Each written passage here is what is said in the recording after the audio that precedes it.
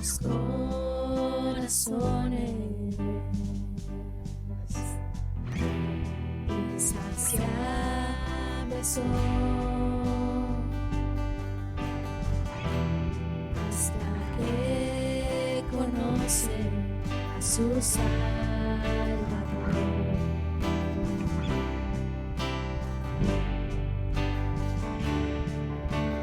Tal y como somos nos amó, hoy nos acercamos sin temor. Él será aquel bebé, nunca más tendremos sed. Jesucristo basta, Jesucristo basta. Mi castigo recibió, mi su herencia me entregó. Jesucristo basta, Jesucristo basta.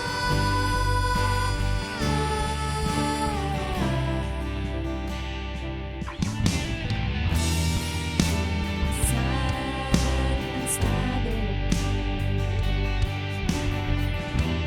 por su gran amor, con brazos abiertos al recibir.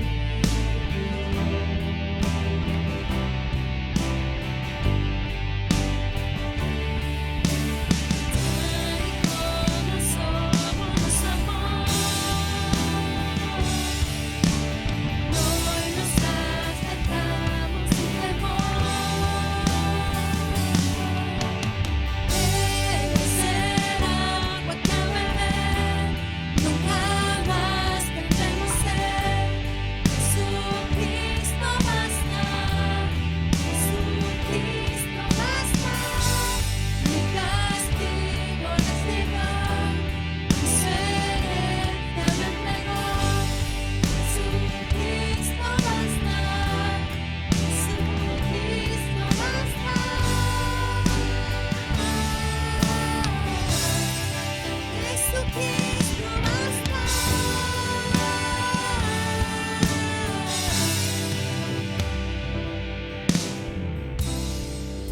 Como somos nos amó, hoy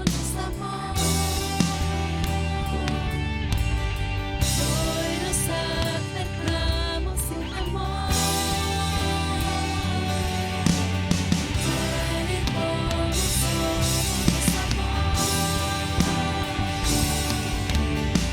amó, hoy nos acercamos sin un futuro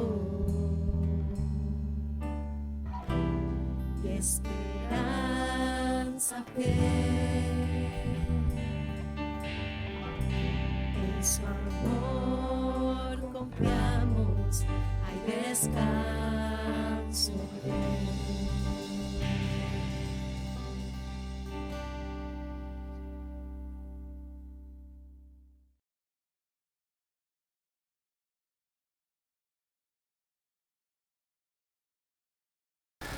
Bueno, buenos días. ¿Qué tal estamos? Bien, ¿no? Con calor. ¿Se nota que es verano? Sí, se nota que somos a veces algunos menos, pero bueno, es un tiempo para disfrutar en familia, es un tiempo también para compartir, para aprovechar. Hoy le he pedido a mi mujer que dé la bienvenida para no estar yo aquí arriba haciendo todo y realmente, bueno, gracias mi amor. La Biblia dice que es ayuda y doña. Así que estamos agradecidos por eso. Queremos orar por nuestra Hermana, ¿me ayudas, Cristóbal, tú? Porque la conociste mejor. Yo tengo el nombre en el móvil. Noticia del fallecimiento de un hermano de nuestra hermana Rosemary. Rosemary vive en Ginebra. Ella y su familia originalmente es de Torre del Mar y por años ellos han venido en el verano, han visitado el matrimonio conocido. El hermano de ella, Francisco, hemos tenido noticia que falleció. Decir solamente como referencia que la iglesia de ellos en Ginebra, el pastor, los pastores de la esposa murió, fueron los que escribieron el libro de la vida de hermano Modró, que algunos conocéis. Se han pedido oración de consuelo para la familia. Para los que le conocen a ella, tener la referencia de ese fallecimiento. Muy bien, vamos a orar por Rosamari, por su familia, sí, el que ha fallecido es su hermano Francis, pero vamos a estar orando por el consuelo de Dios para su familia. Los que querráis, aquellos que la conocéis, tal vez, es como Cristóbal decía, normalmente era en los veranos la visita de ellos aquí a la iglesia, pero tenemos un correo electrónico por si alguien quiere contactar con ella para darles la condolencia, el pésame. Si alguien quiere escribir, podemos facilitar un correo electrónico. Pero vamos a orar en este momento por ellos, ¿sí? Padre, en el nombre de Jesús, Señor, creemos que tu palabra dice, Señor, que los que están en ti tienen vida, porque tú nos has dado vida, Señor, y aunque estemos muertos, Señor, vivimos en ti, Señor, y gracias porque esto trae consuelo y esperanza a nuestra vida. Y no solo esto, Señor, sino el hecho de que sabemos que tú estás preparando morada, habitación para cada uno de nosotros allí en tu presencia, Señor. En este tiempo queremos abrazar la familia de Rosemary, Señor, abrazar su dolor, Señor, orar por el consuelo sobre ellos, Señor. Sabemos que la separación física es un dolor profundo, Señor, y pedimos que en este tiempo tu Espíritu sea consolando, sea abrazando sus corazones, que tú mismo seas secando toda lágrima, Señor, y poniendo paz, esperanza y confianza en sus corazones, Señor. Nos aferramos a tus promesas, nos aferramos a tu palabra, Señor. Sabemos que esto es simplemente un adiós, que en algún momento estaremos juntos en tu presencia, pero oramos por este tiempo de dolor, Señor. Oramos por tu consolación y que realmente ellos sientan ese abrazo de amor, Padre. En el nombre de Jesús. Amén. Los niños pasan al salón de atrás. Ellos tienen su propia clase en la escuela dominical. Vamos a compartir la palabra, ¿sí? Yo tengo una imagen que quiero mostrar. No sé si se puede bajar, Julio, la pantalla. ¿Se podría bajar? Porque eso no nos sirve de mucho. Es más una incógnita que otra cosa.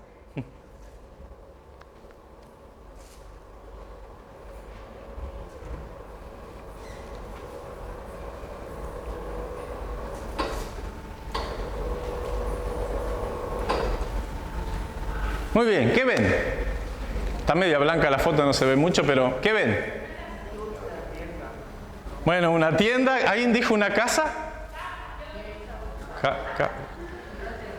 Bueno, es una mezcla entre tienda y casa. Se llama yurta, ¿sí? Es una casa al estilo mongol afgana. Es de construcción redonda, ¿sí? Y es muy típica en ese lugar. Se ha puesto un poco de moda aquí en España porque son casas sin construcción, no hay que hacer cimiento ni nada de eso, y realmente la construcción se hace una plataforma de madera y sobre eso se monta la tienda. Básicamente la tienda tiene un anillo en el centro donde se clavan distintas, por decirlo de una forma, vigas que van a soportar el techo y las telas de los costados.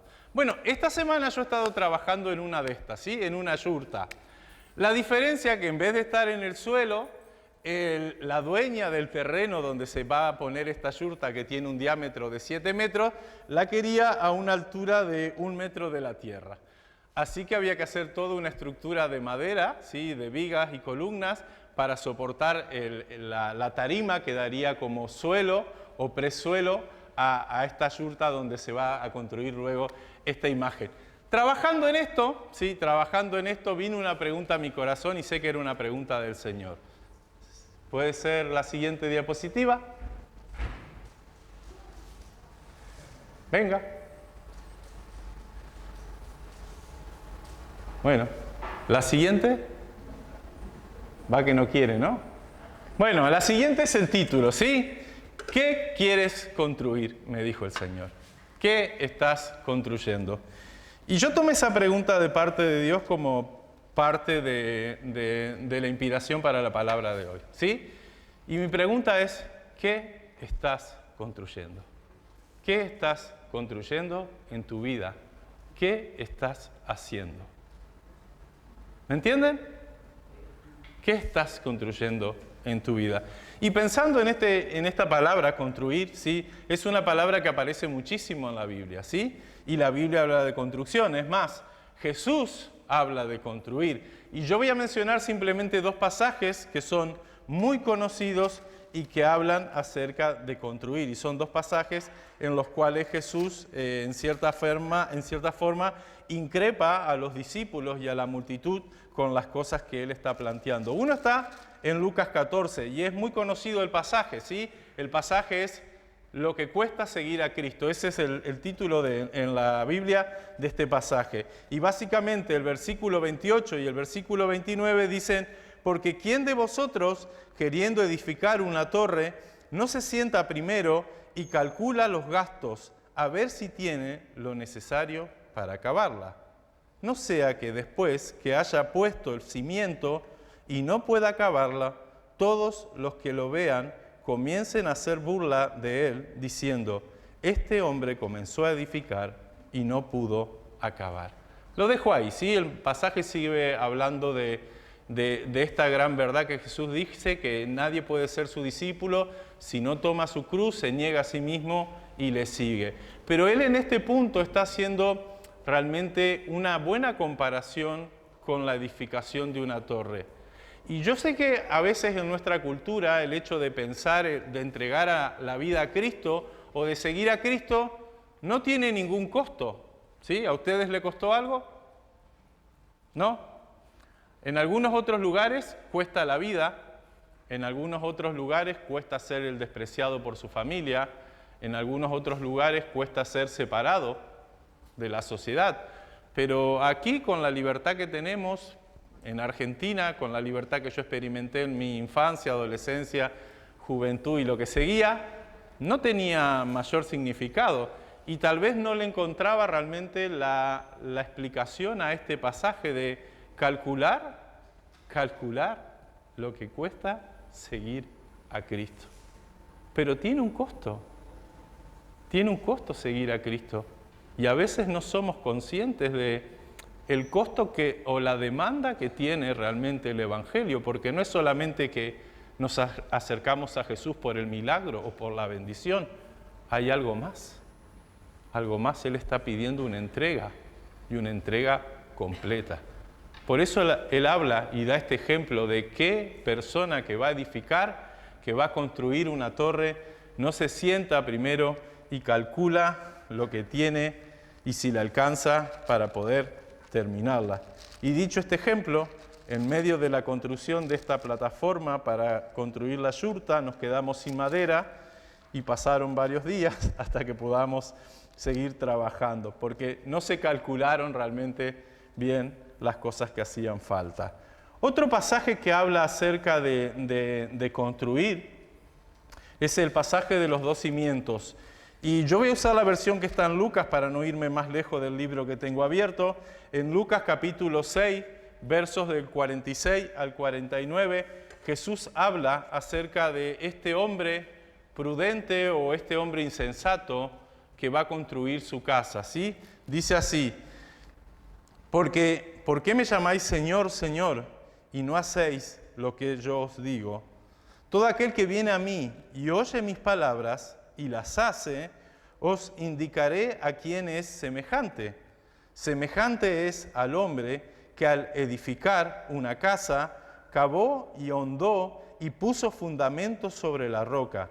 Y cuando vino una inundación, el río dio con ímpetu contra aquella casa, no pudo moverla porque estaba fundada sobre la roca. Mas el que oyó y no hizo es semejante al hombre que edificó su casa sobre la tierra sin fundamento, contra la cual el río dio con ímpetu y luego cayó y fue grande su ruina. Sin duda el pasaje este nos ilustra acerca de sobre qué estamos edificando nosotros, sobre qué fundamentos realmente estamos edificando.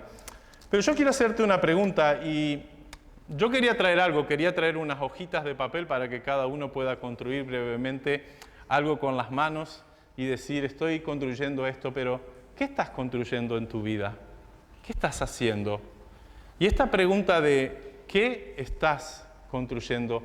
A mí personalmente me transporta a la pregunta que Dios le hace a Adán allí en el jardín del Edén, a Adán y a Eva. ¿Dónde estás tú? Porque es una pregunta que nos sitúa en un lugar, en un momento y con una actitud en nuestro corazón.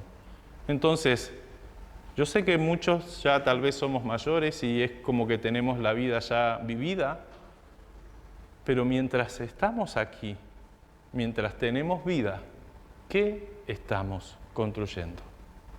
¿Qué estás haciendo en tu vida, en tu entorno, en el lugar donde tú estás?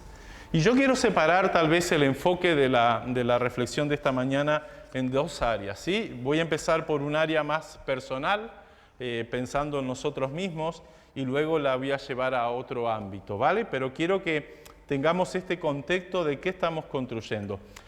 Es interesante que en la mayoría de las personas, ¿sí?, de niños tienen sueños o proyecciones de lo que quieren llegar a ser de grandes, ¿sí? Todos de niños soñaron ser, algunos policías, otros bomberos, otros médicos. De niños hemos soñado algo, ¿sí? Y en la mayoría de las culturas, porque hay en algunos lugares que donde los padres dicen o lo que la sociedad marca realmente tiene mucha importancia, pero en la mayoría de las culturas, en la adolescencia y en la juventud es donde uno va dando forma a esos sueños, realmente proyectando y soñando qué quiere hacer con su vida y qué quiere construir en su vida, ¿sí? Normalmente desde la adolescencia, con los estudios que ya elegimos nosotros, la profesión, luego la persona que va a ser nuestra compañera, comenzamos ese proceso de elecciones que nos llevan a proyectarnos en un sueño, ¿sí?, de qué vida queremos tener. Es así, ¿no? Los veo muy... Todos soñamos en algún momento con qué clase de vida queríamos tener, ¿sí? No sé si todos hemos llegado a lograr lo que hemos soñado en algún momento, pero sin duda todos tuvimos sueños, ¿sí? Y esos sueños que tuvimos son las ilusiones de trabajar en construir una vida que anhelábamos, una vida que deseábamos tener, una vida que esperábamos poder concretar. Ahora, es curioso que no siempre hemos llegado, y lo que decía recién, no hemos llegado siempre a poder concretar aquellas cosas que realmente hemos soñado. Seguro que muchas quedaron en el camino, muchas no salieron como nosotros queríamos, las circunstancias, las dificultades, la falta de posibilidades, incluso en casos la enfermedad, la muerte, el dolor. En muchas circunstancias nuestros planes quedaron truncados, ¿sí? Y como que reempezamos a escribir lo que queríamos llegar a construir de alguna otra forma. Pero sin duda cada uno de nosotros ha tenido sueños y en esos sueños entra la profesión o el trabajo, entra la familia, ¿sí?, entra la casa. Ya como estamos en el pack, vamos a poner el coche y la mascota si hace falta. Pero en eso de pensar en la pareja o en la familia, bueno, elegir la pareja, soñar con los hijos. Y ya podemos ir hilando más finos y traemos nuestra vida al ámbito realmente cristiano. Yo imagino que muchos de vosotros habéis soñado con tener una pareja que esté en el Señor, que ame al Señor o que le sirva. Yo no sé, pero sin duda todos hemos tenido sueños en nuestra juventud, sueños que nos han animado a dejar nuestro hogar, a proyectarnos en la vida, y sueños que nos han animado a remangarnos para construir. Y no solamente para construir cosas físicas, sino para construir relaciones, para construir un ambiente, un lugar, algo que nos dé estabilidad, nos dé seguridad, nos dé contención. Y yo quiero en esta mañana hablarte un poco de este construir individual, o sea, pensando en la vida de uno mismo, con la persona de José, un soñador, ¿sí? Una persona que tuvo muchos sueños, que soñó y que las cosas no fueron como él quiso. Pero hay una actitud en la vida de José, o algunas actitudes en la vida de José, que nos pueden llevar a aprender a nosotros a cómo reencaminar o reconstruir lo que quisimos hacer en algún momento delante de Dios para que Él le dé la forma que Él quiere que tenga nuestra vida. Te invito en esta mañana a poder soñar, ¿sí? No hace falta que cierres tus ojos, no es dormir, es simplemente volar con tu corazón y con tu mente a lo que Dios te quiere llevar a hacer. Te queden 5, te queden 10, te queden 20, te queden 50, lo que te quede. Te invito a no conformarte, te invito a soñar como José, que Dios aún quiere hacer cosas contigo. Vamos a Génesis 45, ¿sí? Yo voy a empezar la historia de José al revés, de atrás para adelante. Entonces quiero leer primero los últimos pasajes de la vida de José para luego poder básicamente o brevemente hablar un poco acerca de la vida de José e ir sacando algunas enseñanzas. Dice Génesis 45 en el versículo 3 al 8, dice, y dijo José a sus hermanos, yo soy José, ¿vive aún mi padre? Y sus hermanos no pudieron responderle, porque estaban turbados delante de él. Entonces dijo José a sus hermanos, acercaos a mí. Y ellos se acercaron, y les dijo, yo soy José vuestro hermano, el que vendisteis para Egipto. Ahora pues, no os entristezcáis, ni os pese el haberme vendido acá, porque para preservación de vida me envió Dios delante de vosotros. Pues ya ha habido 2 años de hambre en medio de la tierra, y aún quedan 5 años en los cuales ni habrá arada ni siega. Y Dios me envió delante de vosotros para preservaros posteridad sobre la tierra y para daros vida por medio de gran liberación. Así que no me enviasteis acá vosotros, sino Dios, que me ha puesto por padre de Faraón y por señor de toda la tierra, y por señor de toda su casa, y por gobernador de toda la tierra de Egipto. Muy bien, este es como que el final feliz de la historia de José, ¿sí? Es el desarrollo final de la historia, ¿sí? Él se da a conocer delante de sus hermanos cuando ellos llegan allí a Egipto a comprar. Y en realidad es como un final de cuento feliz, ¿sí? Porque termina bien. Porque José termina abrazando a sus hermanos, José termina diciendo, para preservar vuestra vida me envió Dios delante de vosotros. Pero no es la historia con la cual nosotros realmente desde el principio diríamos, esto va a tener un final feliz, porque ha sido una historia de mucho sufrimiento en la vida de José para llegar al punto donde él está en Egipto como segundo después de Faraón, con el simple propósito que Dios le ha puesto de dar continuidad a la vida de su familia. Pero vamos a hacer un repaso de la vida de José brevemente y vamos a ir sacando algunas enseñanzas acerca de lo que él experimentó, de lo que él vivió. Como decía, este no es el comienzo de la historia. Sí, la historia de José comienza en el capítulo 37 de Génesis. Sabemos que Jacob tiene 2 mujeres, ¿sí? Una es Lea y la otra es Rebeca, y estas 2 mujeres le dan hijos, pero no solamente tiene 2 mujeres, sino que las siervas de cada una de estas 2 mujeres también les da hijos a Jacob. Entonces Jacob tiene 12 hijos, siendo el mayor Rubén y el más pequeño Benjamín. En ese momento del capítulo 37, Benjamín era muy pequeño y como que José era el niño mimado del padre, ¿sí? Era el hijo especial. Fíjate lo que dice los primeros versículos del capítulo 37. Perdonen, ando mal para leer, yo no me he traído mis gafas y me está costando leer la Biblia, ¿vale? Pero dice así: y amaba Israel a José más que a todos sus hijos, porque lo había tenido en su vejez, y le hizo una túnica de diversos colores. Y viendo sus hermanos que su padre lo amaban más que a todos sus hermanos, le aborrecían y no podían hablarle pacíficamente. Y aquí comienza a contar la historia acerca de los sueños de José. Pero quiero hacerte, antes de meternos en los sueños de José, quiero hacerte un paralelismo. Normalmente un padre no tendría preferencia entre los hijos, no haría una distinción tan grande. Pero este hombre, Jacob, estaba haciendo una diferencia y una distinción muy grande entre sus 12 hijos, de tal forma que no le ocultaba a nadie que José era el preferido.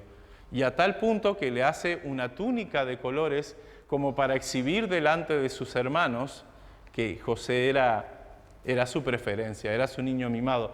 Ahora, ¿por qué Jacob hace esto? ¿Por qué Jacob tiene esa actitud de crear distancia entre sus hijos? José no nace en una casa sana. José nace en un ambiente conflictivo, ¿sí? 2 hermanas que estaban casadas con Jacob, las cuales tenían rivalidad. Una era fea, perdón, pero así dice la Biblia, que no era muy bonita. Una era fea y se llamaba Lea, pero era una mujer fecunda que podía dar hijos. Y otra era Rebeca, que era una mujer muy hermosa, por la cual Jacob había trabajado 7 años y luego 7 años más, pero era una mujer que no le podía dar hijos. Y en esa misma lucha de que Jacob tenía preferencias por Rebeca en vez de... Raquel. Rebeca es la mujer de Isaac, gracias. Tenía preferencia por Raquel, en vez de por Lea. Ya en eso mismo había una contienda. Y no solamente la contienda está ahí, sino en el hecho de que Lea, para alegrar el corazón de su marido, comienza a darle hijos, ¿sí? Y Raquel no lo puede hacer. Aún en medio de esto, como Raquel no puede dar hijos, le entrega a su marido su criada para que él tenga hijos a través de la criada de ella.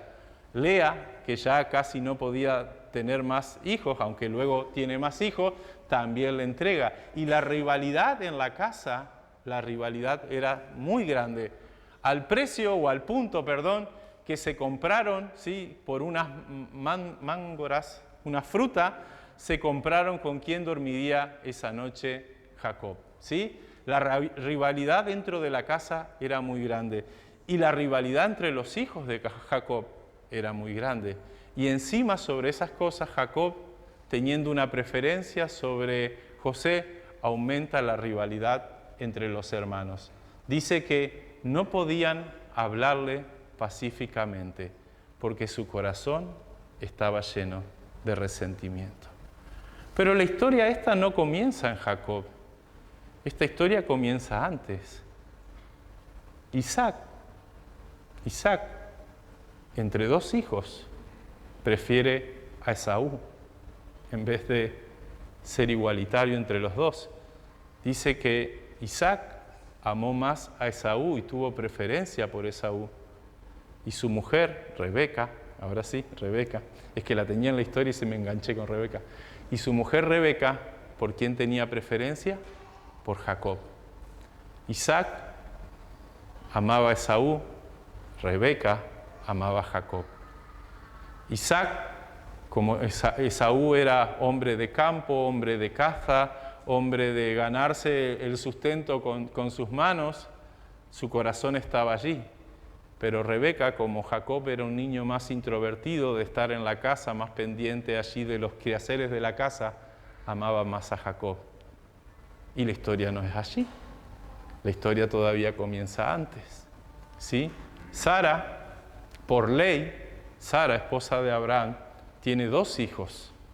Yo sé que para ti, para mí, el hijo de la promesa, el hijo nacido, es Isaac.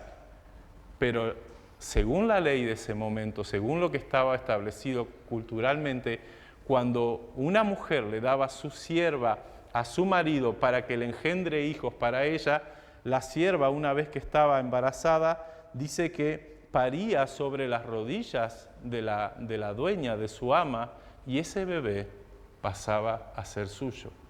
Entonces, Ismael no es hijo biológico de Sara, pero es hijo según la ley natural de ese momento. Y Sara desprecia a su hijo mayor, y obviamente su corazón se centra en su hijo pequeño, que es Isaac, el hijo que Dios le había prometido. Y todo esto es el fruto de una mala decisión que, por ayudar a cumplir ese propósito de Dios, Sara toma con Abraham, de que Agar pueda darles un hijo. Pero ahí comienza una historia de preferencias y de preferidos que se va pasando en la familia generación tras generación. Y en este entorno es en el que nace José, en este entorno es en el que él se cría, y en este entorno es donde él tiene dos sueños, ¿sí? El primer sueño dice que estaban con sus hermanos haciendo manojos de hierba en el campo y ataban los manojos, y he aquí que el manojo de José se ponía erguido y el manojo de sus hermanos se inclinaban delante de él. ¿Qué dijeron los hermanos? Hombre, pica ya le tenían. Bronca, no la justa y la necesaria, sino de por más. ¿Reinarás? ¿Reinarás tú sobre nosotros? ¿Estás loco? Eres el preferido de papá y eso nos lo tenemos que comer con patata. ¿Pero reinarás tú sobre nosotros? Y después de eso, a los días, dice que José tiene otro sueño. Y en este sueño están la luna, el sol, la luna y las estrellas, y todos hacen reverencia delante de José. Y este sueño José lo cuenta delante de su padre y de sus hermanos. Y el padre reacciona mejor y luego queda meditando en estas palabras, pero en realidad hay un resentimiento tan grande en el corazón de sus hermanos que ellos, en cierta forma, quieren sacarse de encima a José. Y es así que, para simplificar la historia, José va a ver dónde están cuidando los ganados, el ganado, las ovejas, sus hermanos. Cuando llega, sus hermanos lo ven de lejos y se ponen de acuerdo en matarlo. Llegado el momento que lo cogen, Rubén, el hermano mayor, dice, no los matemos, es sangre de nuestra propia sangre, no carguemos con eso encima, vendámoslo a una caravana que justo venía. Entonces, dice la Biblia que lo despojan de su ropa y lo tiran en un pozo, ¿sí? en un aljibe, en un lugar donde era para el agua. Y ese mismo hecho de despojarlo de su ropa y tirarlo para allí, para ello es el hecho de decir, para nosotros has muerto. ¿Sí? El hecho de despojarlo y de tirarlo bajo la tierra, para sus hermanos es decirle a él, para nosotros has muerto. Bueno, venden venden a José a la caravana, ¿sí? Y José va a Egipto y Potifar es el que lo compra. Potifar lo pone como segundo en su casa al mando de todas las cosas y dice la Biblia que Dios prospera a José. Y en ese punto la esposa de José le ofrece o se insinúa con José y él escapa porque no quiere hacer nada con ella, no quiere tener relaciones. Y Potifar, el esposo de esta mujer, lo manda a la cárcel. Vamos a resumir más la historia. En la cárcel él está un tiempo, está el copero del rey y el panadero, interpreta los sueños de ellos, salen. José, con la esperanza de que estos hombres se acuerden de él, queda 2 años más en la cárcel, hasta que un día Faraón tiene un sueño, nadie puede interpretar el sueño de Faraón, y ahí el copero se acuerda de este José olvidado en la cárcel. Esta es un breve resumen de la historia de José que creo que todos conocemos. Pero yo quiero que vayamos viendo algunos puntos interesantes en esta historia. Para mí es importante el tema de los celos de los hermanos. Yo no creo que sea algo menor el hecho de que tenían un sentimiento de no solamente envidia, sino un resentimiento tan grande que lo llevó al punto de querer matar a su hermano, ¿sí? Y entendiendo esto, que era su propio hermano. Y eso en cierta forma me gusta compararlo con Caín y Abel. Tú sabes que Caín y Abel llegaron delante de Dios con sus ofrendas y Dios miró con más agrado la de Abel que la de Caín. ¿Y qué dice la Biblia? Que Caín tuvo envidia, tuvo celos de su hermano y se alzó con fuerza para matarle. ¿Qué sentimiento tan profundo y tan amargo es el celo que se puede transformar en envidia y que si le damos manija puede terminar tomando la vida de otra persona? Y no es poca cosa porque todos experimentamos muchas veces algún tipo de envidia, aunque querramos decir que es envidia sana, pero es envidia. Y si lo alimentamos, realmente produce algo muy oscuro y muy amargo en nuestros corazones, ¿sí? Pero bueno, estos hermanos venden a José como esclavo porque en cierta forma con esta acción de venderlo a un grupo, a una caravana de comerciantes que va camino a Egipto, ellos piensan, no solamente me estoy librando de mi hermano, sino que estoy haciendo todo lo posible por alejar a mi hermano de sus sueños, ¿sí? A mí me gusta mucho mirar películas y a veces me quedo con frases de películas. Y es curioso porque hay una frase en una película animada de niños que dice que muchas veces el camino que tomamos para alejarnos de nuestro destino es el que nos conduce a nuestro destino. Y es curioso porque el camino que toman los hermanos de José, esto no es Biblia, es una película, pero es curioso porque el camino que toman los hermanos de José para decir, tus sueños no se van a cumplir, tú nunca vas a llegar a estar sobre nosotros, tú no vas a tener autoridad sobre nosotros, es el camino que lo lleva a José al comienzo del cumplimiento de lo que Dios estaba haciendo en él. ¿Sí?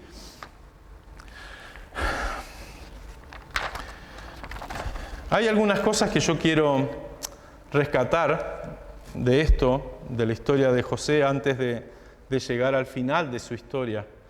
Pero yo he sacado 4 puntos que a mí personalmente me enseñan mucho en la historia de José.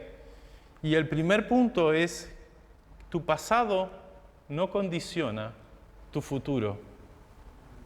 Y no es ningún proverbio de la Biblia, es solo una frase, ¿sí? Yo no estoy inventando versículos, hay gente que inventa versículos. Algunos oran, dice, ayúdate que te ayudaré, como dice la Biblia, y eso no existe en la Biblia. Tampoco existe a Dios orando y con el mazo dando. Y había uno en una reunión de oración, esto me tocó vivirlo de manera presencial allí en Argentina, que estaba orando por la gente de afuera del barrio, y dice, porque como dice la Escritura, no hay duro que no se afloje o que no se ablande, y la Escritura no dice esto, pero tu pasado no condiciona tu futuro. Lo que viviste en el pasado o del trasfondo que venga no tiene que necesariamente condicionar lo que sea de tu futuro. Y es curioso porque José tiene todas las papeletas, todos los números para construir otro tipo de vida. José nació en un hogar conflictivo, él fue despreciado por sus hermanos, lo quisieron matar, lo vendieron como esclavo. Llegando a Egipto, él fue puesto nuevamente como esclavo al servicio de un hombre, Potifar, creciendo y sintiéndose un poco mejor en esa situación. Él es acosado por la esposa de esta mujer, es difamado por no querer acostarse con ella, injustamente es llevado a la cárcel y estando en la cárcel es como que ya todo el mundo se ha olvidado de mí. Y José, teniendo todas las excusas para construir otro tipo de vida, para poder hacer otro tipo de vida cuando él recupere su propia libertad, es como que Él cambia el chip. Él no guarda resentimiento, Él no guarda rencor. Teniendo todas las posibilidades de repetir lo que Él vivió, Él decide cortar. En ese pasado de historia familiar que vienen las preferencias, los celos, las envidias, Él decide cambiar. Él no quiere repetir el mismo modelo. Y Él tenía todas las oportunidades y pudo abrazar todo el rencor necesario para hacer otro tipo de vida, pero no lo hizo. No lo hizo.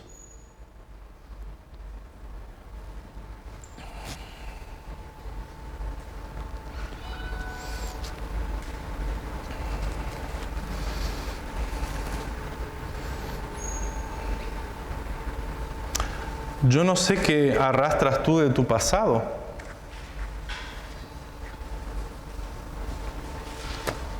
Yo no sé si creciste en un lugar con desprecio, con falta de amor, si viviste a la sombra de otro hermano preferido. Yo no sé si creciste en un hogar violento, en un hogar con alcohol o con consumo de algún otro tipo de sustancia. Yo no sé qué estás acarreando de tu pasado, pero no estás obligado a repetir el modelo. No estás obligado a tener que hacer lo mismo que hicieron contigo. Si a ti te despreciaron, te desecharon, te pegaron, no te amaron, es más, te dieron caña continuamente, no tienes la obligación de repetir ese modelo con otros. Yo sé que en tu genética lo natural va a ser que quieras repetir el modelo, porque así como te criaste y como viviste, vas a querer ser, pero no necesariamente estás obligado. Dios quiere, como lo hizo en José, intervenir en tu historia y reconciliarte con tu pasado, traer sanidad y perdón a tu pasado. El primer punto de la historia de José es importantísimo, porque si él se hubiese quedado aferrado a todo lo que le pasó, a todo lo que vivió, a todo lo que sufrió en primera persona, él no hubiese podido llegar a ser nunca quien fue. Pero José tomó la decisión de cambiar su presente y cambiar su futuro. Él no pudo salir de la cárcel, él no pudo dejar de estar de esclavo, pero él guardó su corazón y él pudo desprenderse de ese pasado que a él lo traía. Yo no sé cómo es tu historia, pero yo me crié en una casa de un padre que era un poco ausente, no estaba. Nunca dijo te quiero o te amo. Yo soy el segundo hijo, somos 5. Pero él nunca expresó amor, nunca un abrazo. Y yo crecí con esa incertidumbre de, ¿doy la talla? ¿Doy la talla como hijo? ¿Será que no soy tan bueno como mi padre espera para poder expresarme ese amor? Pero creciendo entendí que yo no debía repetir las mismas circunstancias que él hizo conmigo, porque también entiendo que su padre fue así con él. Y en cierta forma él estaba repitiendo su modelo que había aprendido. Y sin duda, aunque yo me propuse ser distinto padre, con mis 2 primeros hijos me costó ser más cercano, ser un padre amoroso. Aunque los amaba con todo mi corazón, yo me acuerdo la primera vez que fuimos a dar a luz, se complicó el parto, tenía que ser un parto normal, Juan Marcos hizo caca dentro de la bolsa, lo que se llama el econio, no sé. Y la vida de él corría peligro y dice el médico, hay que hacer una cesárea de urgencia. Y yo estaba ahí arrodillado en la clínica, clamando a Dios, no solo por la vida de mi hijo, sino por la de mujer. Pero yo tuve que aprender a ser un padre distinto de lo que yo recibí de mi padre. Y no estoy obligado a repetir el modelo, pero sin duda muchas veces es más fácil repetir el modelo que hemos aprendido que crear un modelo nuevo. Vuelvo al punto, no sé qué estás construyendo en tu vida, pero no estás obligado a repetir lo que a ti te han dado. Segundo, en el proceso que José vivió, él mantuvo constantemente su integridad y su corazón con esa misma actitud. Aunque para la mayoría de nosotros, tal vez pensando en José, podemos decir, bueno, él se la creía, él era un soñador, estaba poniéndose por sobre sus hermanos. Él en ningún momento tomó una actitud de estar sobre de ellos. ¿Ustedes han leído en la Biblia quién interpretan los sueños de José? ¿Quién interpretan los sueños de José? José es el gran interpretador de sueños, ¿sí? Al copero, al panadero, al rey. Pero ¿quién interpreta los sueños de José? Sus hermanos.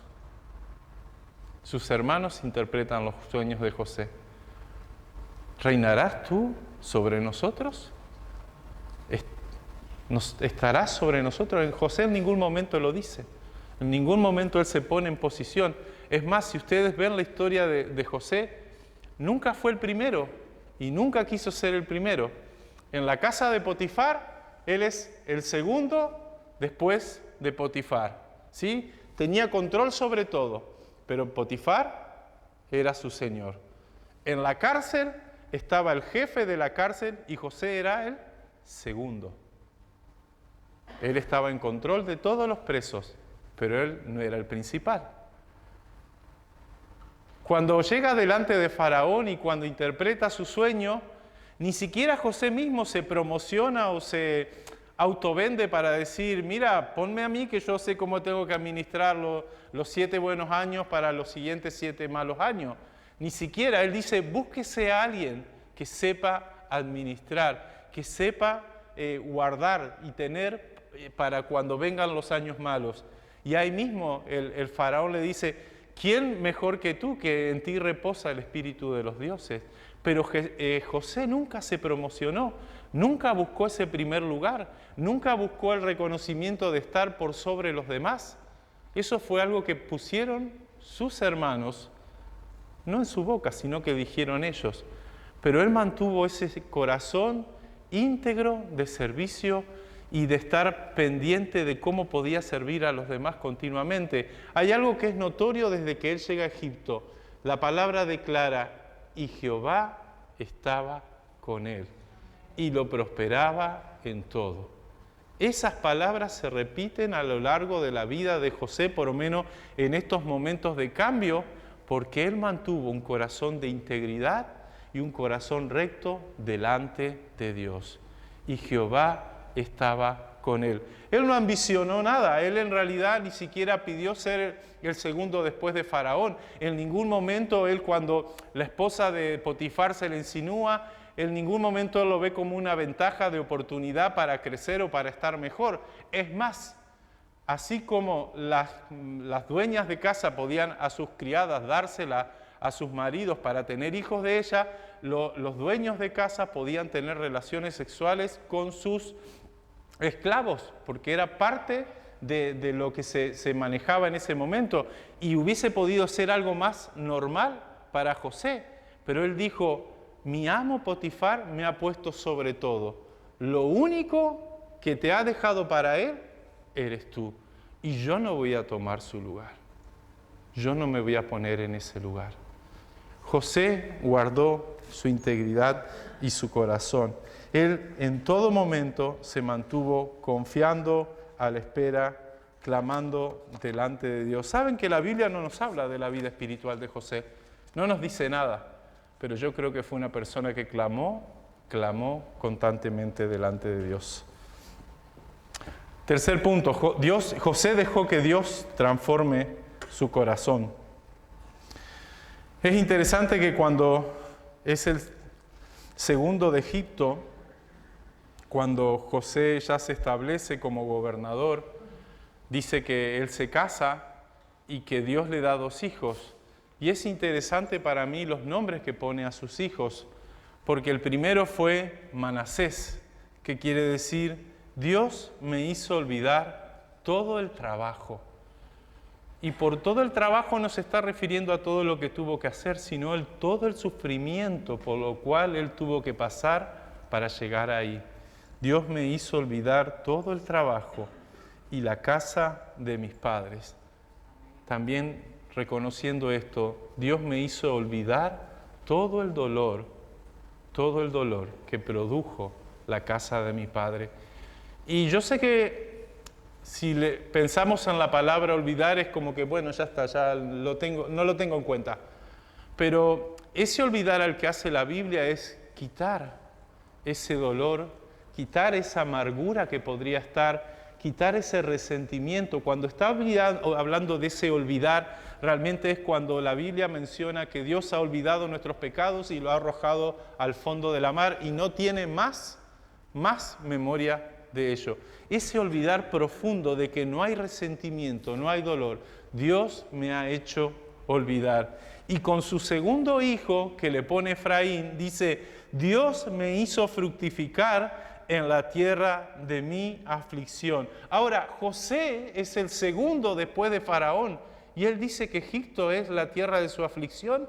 Sí, porque él sufrió. Él fue cortado de su familia. Él fue sacado y él sufrió. Es más, él fue en una escalera hacia abajo, bajando, hasta que Dios lo llevó al lugar donde quería que esté. Es más, algunos dicen que es como que todo este proceso es una onda en la que Dios está estirando la vida de José para soltarlo al lugar que luego lo quiere poner. Pero en este proceso Dios trajo sanidad al corazón de José. Y José mantuvo no solamente su corazón sano para con su familia y con su pasado, sino su corazón sano para la tierra donde estaba, ¿sí? Él pudo servir al pueblo egipcio de todo corazón. Y por último, solamente para ya terminar esta parte, José se une al propósito de Dios. ¿Saben que hasta el momento que José no se ve cara a cara con sus hermanos, él realmente todavía no sabe por qué está ahí? Porque sus sueños fueron sueños y en sus sueños sí aparecía su familia, pero todo lo que había pasado aquí en la vida de José, hasta este momento era Dios sacándolo de un lugar, poniéndolo cada vez más abajo para que luego sí lo puso como segundo después de Faraón. Pero cuando él se ve cara a cara con sus hermanos, es cuando su corazón se alinea al propósito de Dios para su vida. Y el propósito de Dios para la vida de José era perseverar la vida de su familia, de este pueblo que Dios estaba construyendo a través de Abraham y de su descendencia. Y no solo eso, sino que José completa el proceso de sanidad sobre su familia, porque vuelvo al punto, la familia de José era una familia de discordia, una familia de lucha, de resentimiento, de competencia. Pero luego de lo que pasa con José, de la gran pena que ellos ven en su padre y del hecho de que el mismo José, ellos pensando que era un egipcio, pide la vida de su hijo más pequeño, sus hermanos aprenden a ser hermanos. Y en ese punto Dios restaura la familia de Jacob, la familia de Israel. La vida de José para mí es un proceso de enseñanza que nos puede ayudar a nuestros corazones para no solamente mantenernos, sino proyectarnos a lo que Dios quiere hacer en nosotros. José se pudo unir al propósito del gran constructor para construir lo que estaba realmente en el corazón de Dios. A los ojos humanos de José, él había llegado a un punto alto, él había llegado a una posición en su carrera o en su vida, pero a los ojos de Dios todavía faltaba más. faltaba cumplir el propósito para el cual Él le había traído allí. Y yo estoy convencido que para tu vida, para la mía, Dios todavía tiene propósitos. Y yo quiero animarte a que pienses, ¿qué estás construyendo? ¿Qué estás construyendo en tu vida? ¿Tu familia es un lugar seguro? ¿Tu familia es un lugar donde se expresa amor? ¿Tu familia es un lugar de perdón, de abrazar, de empatía? ¿Tu familia es un lugar donde se ve el amor de Cristo? ¿Qué construimos? Porque da igual si le dejo una casa o un coche a mi hijo. Lo importante es lo que yo dejo en su corazón. Es la impronta, el legado que tú dejas en la vida de los tuyos. Y no sé qué estás construyendo. Si construyes solo un futuro económico, está bien, pero eso se va. Si construyes algo más, algo que perdure en sus corazones, y no solamente una buena memoria, un buen recuerdo, sino valores que hagan de ellos personas que sean buenas, justas, pero que también amen a Dios, eso va a dar mucha más trascendencia. Yo sé que nuestros sueños se ven truncados muchas veces. Yo quiero serte sincero, yo he perdido los planes de lo que estaba construyendo. Yo ahora mismo estoy un poco perdido en lo que quiero construir en mi casa. Y no estoy hablando de edificio, estoy hablando de la obra de Dios en mi vida, en mi familia, en el ministerio. Yo estoy clamando a Dios que me ayude a entender en este tiempo sus planes y sus propósitos. Pero ¿qué construyes en tu vida? ¿Qué estás haciendo en tu vida? La segunda área es la iglesia.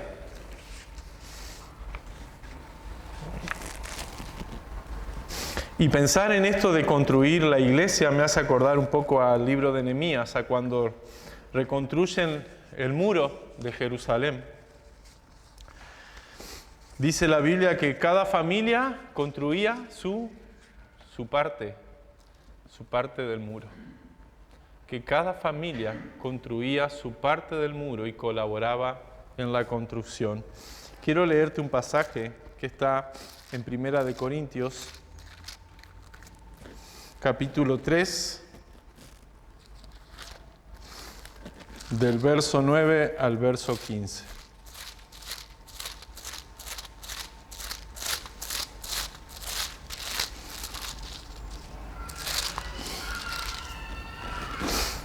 Dice, porque nosotros somos colaboradores de Dios y vosotros sois labranza de Dios, edificio de Dios.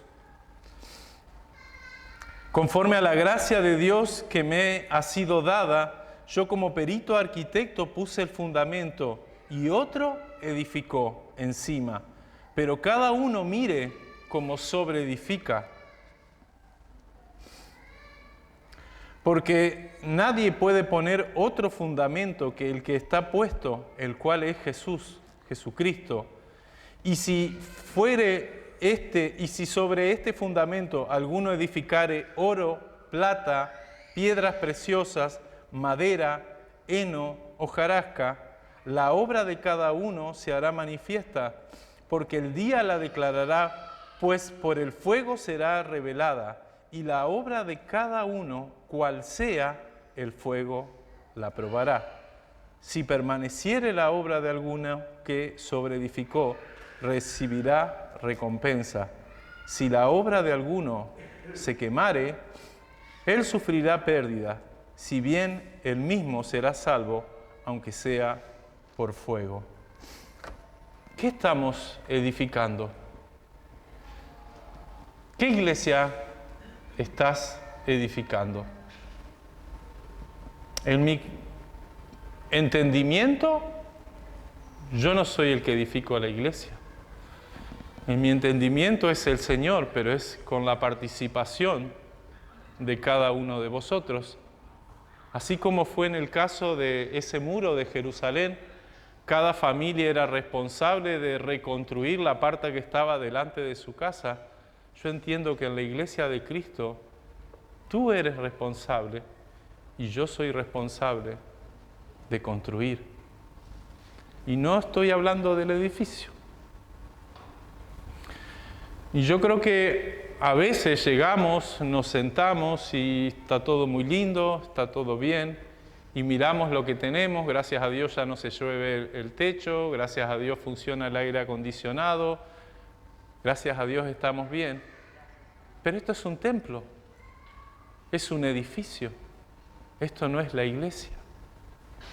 Y a mí me gustaría que veas el edificio espiritual que Dios quiere construir a través de ti. El edificio espiritual que Dios quiere hacer en este lugar. ¿Qué pasaría si mañana tú entraras y habría algunos bancos o algunos lugares no habría mosaico, las luces funcionaran por un lado, por otros no, si no habría agua en los baños? ¿Qué pasaría? Tú dirías, uy, qué abandonado que está esto, qué dejado. Pero en el área espiritual, ¿tú te das cuenta si el otro construye? ¿Tú te percatas de lo que aporta tu hermano? ¿Tú tienes tu corazón dispuesto a hacer tu parte? ¿Qué iglesia queremos construir? Y yo quiero que esta pregunta te la lleves a tu casa y que la pienses. ¿Qué iglesia tú quieres construir? Porque, vuelvo a enfatizar esto, yo tal vez vengo de otro país, aunque ya llevo varios años, yo tal vez tengo otra forma de ver las cosas, incluso tal vez crecí en otra denominación, pero para mí la iglesia la construimos entre todos. Y yo creo que ese es el principio bíblico. No son los líderes, no son los ancianos, no son los pastores. La iglesia la construimos entre todos. Y si tú no construyes, no sé si en esa parte habrá banco, habrá suelo, habrá luz, habrá agua. Pero si tú no construyes, así estamos. Y yo quiero animarte a que sueñes con qué iglesia quieres construir, porque es tu responsabilidad y es la mía. Si todos vosotros pensáis que es solo mi responsabilidad, estupendo, pero todos somos parte del cuerpo de Cristo. Dice Efesios que Efesios capítulo 4, lo tengo anotado por aquí, que Él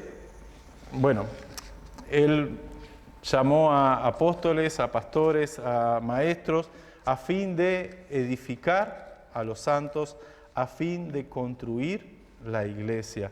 Y todos tenemos la responsabilidad de hacerlo. Yo personalmente sueño con una iglesia